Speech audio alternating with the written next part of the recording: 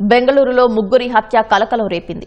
ప్రేమకు అడ్డువస్తున్నారని తల్లిదండ్రులు చెల్లిని ఓ యువతి దారుణంగా చంపేసింది. ప్రియుడితో కలిసి సుమారు 40 సార్లు వారిని కత్తులతో పొడిచింది. అనంతరం అతనితో పరారైంది. నిందితుల కోసం పోలీసులు 6 బృందాలుగా ఏర్పడి గాలిస్తున్నారు.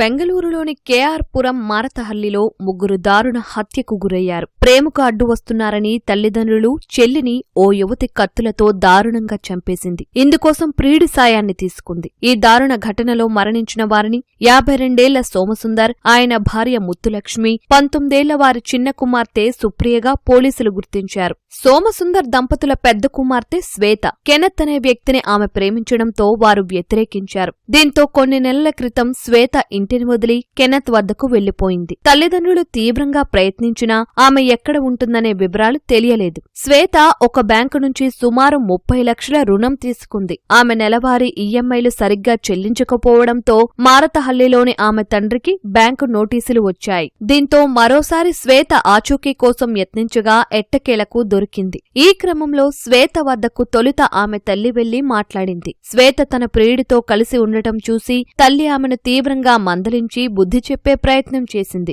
దీనిపై ఆగ్రహం పెంచుకున్న శ్వేత తన ప్రియుడితో కలిసి తల్లి ముత్తులక్ష్మిని కత్తితో పొడిచి చంపింది. ఆ తరువాత ముందస్తు ప్రణాళిక ప్రకారం భోజనానికి రావాలంటూ తండ్రిని, సోదరిని కూడా అదే ఇంటికి పిలిచింది. తర్వాత వారిని కూడా కత్తితో దారుణంగా హతమార్చింది. అనంతరం ప్రియుడితో కలిసి అక్కడి నుంచి పరారైంది.